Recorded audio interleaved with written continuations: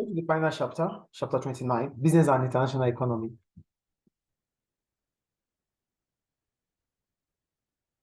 Scroll down. The concept of globalization and the reason for it. So when you talk about business and international economy, basically we're talking about interrelationship between countries, businesses outside the country, globalization, interconnectedness between the economy. Yes. So in many ways, the world is becoming one large market rather than a series of separate national markets. The same goods and services can be found in many countries around the world. Workers are finding it easier to move between countries and capital. It's also moving more freely from country to country. There are several reasons for this increase in global trade and movement of products, people, and capital, which is globalization.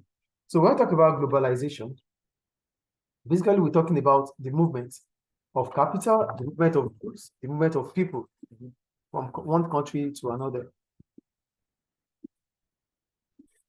So that is the concept of globalization, interconnectedness between countries. So the world is becoming one large market rather than series of different markets. So we are seeing ourselves as just a small world because there's interconnectedness. People are moving, capital is moving, money is moving, companies are moving too. So that is what globalization is about. Yes. So what has been about globalization? One, increasing numbers of free trade agreements and economic unions between countries have reduced protection for industries.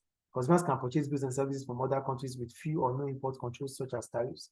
So one reason why we are having this globalization is that there's free trade. The trade restriction is reducing. So it means people can start buying can import, can export. That is the point about globalization there. Two, improved and cheaper travel links and communication between all parts of the world have made it easier to transport products globally. In addition, the internet allows easy price comparison between goods from many countries. Online or e-commerce is allowing orders to be placed from anywhere in the world. Another reason for globalization is that there is now increase in communication, improvement in communication. People now see each other, like it becomes easier to link up with anybody because of the internet, e-commerce. So we can make orders. I can make order from Libya, I can make order from China, and while I'm here in Libya. So this interconnectedness has made globalization to stay. The third one, many emerging countries are industrializing very rapidly. So for emerging countries, now what they are saying is that developing industrialization is increasing. Countries that are not industrialized, countries that are not developing, countries that are not developed, non-developed countries are start becoming developed by industrialization. So if industrialization increases, it means manufacturing of goods will increase. And if manufacturing of goods increases, exportation will increase. And there won't be exportation without globalization. Yes. So with exportation now increasing, across different countries, globalization is taking place. Yes. That's the top point there. So I think reasons for globalization is understood. So what are the opportunities and threats of globalization for businesses? So we start with the opportunities. They start selling exports to other countries. That means they open foreign markets. So they can sell to foreign customers. That's an opportunity, is a benefit of globalization. Two, open factories operations in other countries. They can become multinational because they can now open factories in different parts of the world. Yes. That's another opportunity for globalization. The third one, import products from other countries to sell to customers in home country. So the importation becomes easier. So businesses that rely on importation can always get importation. So they can always get imports from anywhere around the world to sell for their local customers. Yes. That's another opportunity for globalization. The fourth one, they can also import materials and components from other countries and still produce it domestically. So the only thing they need to do is to import raw materials and make the product domestically. So that is another advantage of globalization. Is it clear? Yes. So we go to the impact on business. Well, I think the impact is just what I made, the explanation I made already. Oh, yeah. Yeah, selling export means that you can increase your customer base abroad. Yes or no? Yeah. When you open factories anywhere in the world, you become multinational, and that allows you to have economies of scale because you can open factories where the raw materials are cheaper. Do you understand? Yes. Importing products from abroad to sell, to produce locally, it increases your GDP and it increases your output domestically. Yes. And what else there? Importing raw materials and components from other countries, but still produce them finally here. It means instead of you to buy finished goods abroad, importing finished goods from abroad, they will be expensive. Yes. So you buy the components. Components are always cheaper. You buy the components from abroad, then you produce here. So it becomes cheaper here when you produce. Yes. Is it clear? Yeah. So we go to the threats of globalization. One, increasing imports into own markets from foreign competitors. So because through globalization, importation might increase. And if importation increases, customers might stop buying domestically made products. So they start buying imported products, yes, which is not good for the business. That's the point there. Sales might reduce, local sales might reduce. Do you get it, please? Yeah. Increasing investment for multinationals to set up operations in home country. This will increase further, this will bring about more competition. And local businesses might not be able to compete with multinationals. They might be out of business. Yes. Employees may leave businesses that cannot pay the same or more than international competitors. Now that multinationals are coming in, they will attract your employees by paying them more. And if you cannot pay them the same rate at which multinationals will pay, they will leave your job. Yeah. Go to multinationals. Yes. But yet they said, but this might encourage local businesses to use a range of motivational methods to keep their workers. So it is not always financial. There are non-financial motivation. There are non-financial methods of motivating workers too. So local businesses might start using non-financial methods to motivate their workers to keep them. Motivators. Do you get it? Yes. Okay. Hygiene and motivators. Yes. They can use those things instead of using financial rewards. Yes. Globalization has led to more choices and lower prices for consumers. It has forced businesses to look for ways of increasing efficiency. Inefficient producers have gone out of business. Many firms have merged with foreign businesses to make it easier to sell in foreign markets. This is one of the reasons behind the growth of multinational organizations. So multinational organizations are able to grow because it increases competitiveness. And when competition increases, it makes businesses to find a better way of becoming efficient. Because if you are not efficient, you won't be able to sell at a reduced price, which efficient companies will be able to sell. And if you are unable to sell at reduced prices, you will be out of business in no time. So with multinationals emerging, with globalization and multinationals coming up, consumer choices becomes increasing, prices become affordable. Yes. Businesses start finding new methods of doing business, of operating more efficiently. Yes. So that is the advantage of globalization. And aside that, local businesses start teaming up or merging with multinational businesses so that they can also gain ground to sell to foreign customers. This is clear, right? Yeah. The next paragraph, this process of more and more free trade does lead to some problems. Many production workers, often in the richest countries, have lost their jobs owing to globalization. Big foreign corporations can often produce goods more cheaply and efficiently. So other countries' workers move south. As government can no longer protect their own industries against foreign competitors, this process can lead to serious economic and social problems. With multinational setting up, government with free trade, globalization, it becomes difficult for government to protect domestic businesses. So, because they cannot protect domestic businesses are losing out to multinationals. And in no time, domestic businesses will not produce anymore. So this is a problem. It's a social problem. Because when domestic businesses leaves operation, unemployment will increase. Yes. The GDP of that country will fall. Is it clear? Yes. So go down. So companies that comes to the country to produce doesn't count as GDP. It counts, but how many will they do? Ah, okay. Yes, because they are more. As much as some businesses are leaving, GDP would fall. Yeah. Is it clear? Yes. Why government might introduce import tariffs and import quotas? So government wants, this is what we call protectionism. Government wants to ensure that domestic businesses are protected. And how are they going to do this? Government can do it through restriction like tariffs and quotas. Import tariffs are explained as being one of the form of taxes that governments can use to raise revenue. We talked about that in chapter 27. Yeah. And so let's just go to the next paragraph. There are forms of protection. Import tariffs and quotas are form of protectionism to protect domestic industry from competition that might otherwise close them down.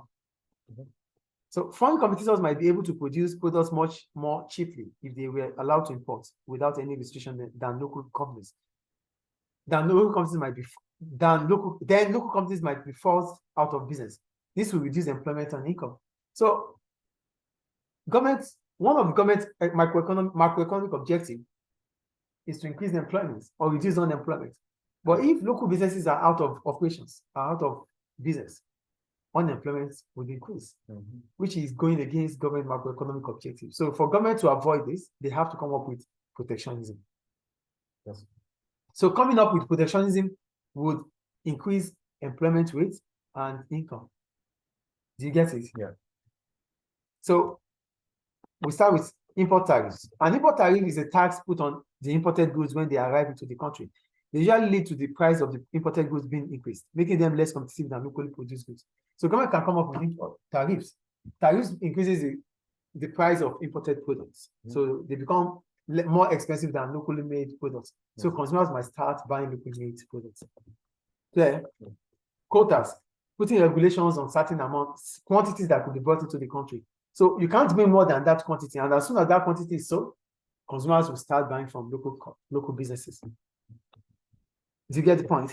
Yeah. So this is a simple argument to understand, but many economists believe it is wrong. They believe it is better to allow local consumers to buy imported goods as cheaply as possible to increase their living standards, and for local businesses to produce and export goods and services in which they have a competitive advantage. In this way, living standards across the globe can be increased. This is the free trade argument.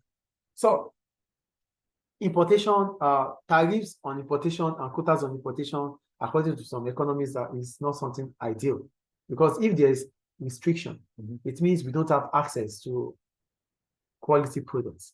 Living standards will be poor. Yes. If there is restriction, we are unable to, they will retaliate. We won't be able to export abroad too. Then if we are unable to export abroad, how will our balance of payments increase? Yes. So that's the argument about free trade. So there should be free trade. Is it clear? Yes.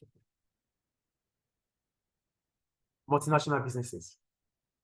It is important to remember that MNCs is not one MNCs is not one which just sells goods in more than one country.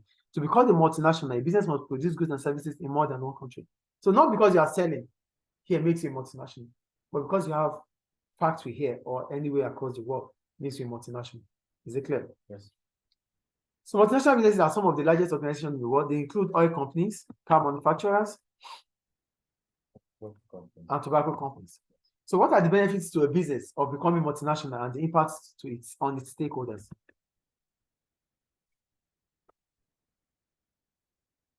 One, they produce goods in countries with low costs, such as low wages. For example, most sport clothing is produced in Southeast Asia because wages are lower than in Europe. So one of the benefits is that as a multinational, you'll be able to produce goods where costs of production are cheaper. Yes. Maybe wages, maybe. Yeah, okay. Maybe wages or raw materials. Yes. They are cheaper there. So you are able to go there to produce. Yes. You extract raw materials which the company may need for production or refining. So another point is that as a multinational, you can establish where the raw materials is the source. Yes. That's another advantage. Produce goods near to the market to reduce transportation costs. You can, through your market research, you find out that country A, B, C buys more of do more of exports. Yes. Do more of imports of your products. Yeah. You can set up there to move closer to them. Yes. You get closer to the market. That's another advantage of being a multinational. You can also avoid barriers of trade. Is it clear? Yeah.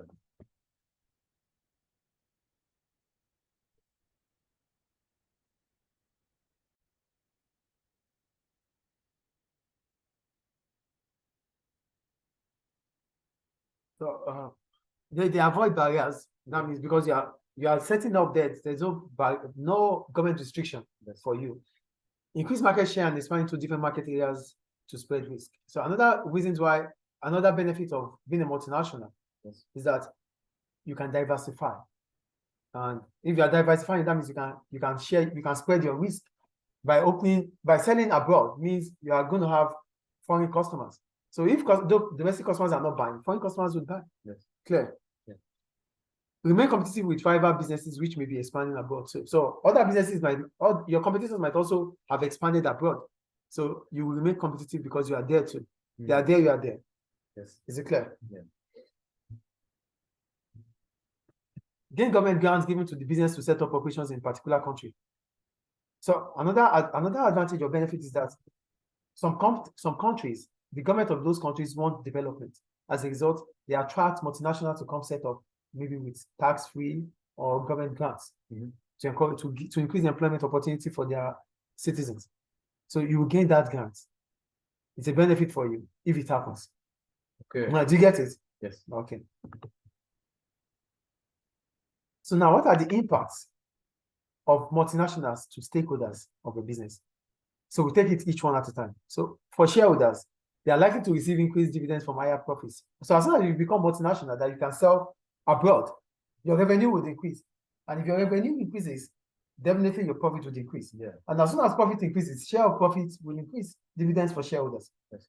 Employees may have increased opportunities to gain promotion as business get larger and as operations across many countries, opportunity to live and work abroad.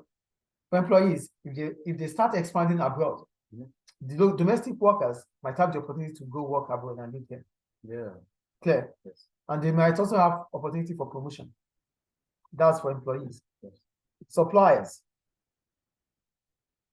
may have increased or decreased sales, to the multinationals depending where it operates and it's located. So for suppliers, expansion, going abroad might mean that there will be a reduction in output here domestically. So if there is a reduction in output domestically, supplies will reduce. But if setting up here increases output, supply will increase. Yes. That is the point they make there. Is it clear? The government may gain higher tax revenue if profits from operations abroad are repatriated, or it may lose tax revenue if the multinationals locate its head office somewhere else. So most of multinationals, they try to locate where taxation is less. They place their head office where taxation is less. So you pay taxes here too, but you're not going to pay as much as what they're going to pay there because that is where the profit is going. Yes. Do you get it? Yeah. Any question about that?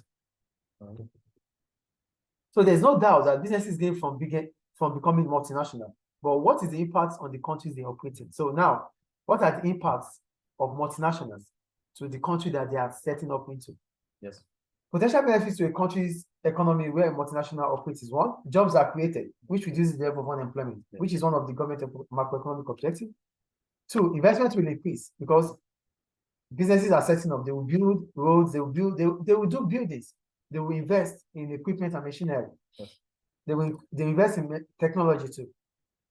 The third one, export will increase because the output will be counted for the economy. So that means output in this country will increase. And if output increases, export will increase. They'll be able to sell abroad. That will increase the balance of payment. Yeah. Multinationals will pay taxes. And when they pay taxes, it increases government revenue, which might be used for infrastructure, education, or healthcare. Clear? Yes. Increase consumer choices. If multinationals come into the country, they produce too. But domestic producers are producing. Now competition increases, choices for consumers to make. So what are the problems multinationals will bring to an economy or a country? One, the jobs created are often on skilled assembly line tasks. Multinationals will not give money, they won't give local workers the managerial positions, directory positions. They'll give them unskilled works. Yes. That's the first point. So that means they cannot improve their skills that way. Two, they reduce sales of domestic businesses because domestic businesses cannot produce at a cheaper rate like multinationals. Three, the profit made that is being repatriated. They take profit back to the head office. Oh, okay. So that means it's not kept here. Yes. Multinationals often use upscars and non-renewable primary resources in the host country. They use resources. And when they are done with your resources, they leave. Yes or no? Yes. As multinational businesses are very large, they could have a lot of influence on both the government and the economy of the host country. They influence government decisions. They could even bribe government officials to put things in their own advantage. Is it clear? We go down. Exchange rates. So when we talk about exchange rate, we're talking about the price of a country's currency in relation to other countries' currency. I think that is clear. Go down. So how exchange rates are determined and depreciation and the appreciation of an exchange rate. So most countries are allowed to vary or float on the foreign exchange market according to demand and supply of each currency. For example, if the demand for euros was greater than the demand for dollars, then the price of euros would rise compared to the exchange rate in the first example. So I'm just going to explain them because they are news. For depreciation of a country, depreciation of currency, both depreciation and appreciation of country currency of exchange rate happens in the floating exchange rate. For the fixed exchange rate, it's always revaluation and devaluation. Yes. So for depreciation and appreciation, it happens in the floating exchange rate, like the black market. So if it's depreciation, that means the value of the dinar, the host country or the home country, the value is falling. That is depreciation. Okay. And if it is rising against foreign currencies, it is appreciating. Is it clear? That is appreciation and depreciation. And it is determined by the demand for and the supply of foreign currency. Clear? Yeah. So if country's currency appreciates, if a country's currency appreciates, the price of importation increases. The price of importation falls, so importation increases in the country. Yes. Do you get it? Yeah. But what happens when a country's currency appreciates? The price of exportation increases. The country becomes less internationally competitive. The country will do more of imports than exports. Is it clear?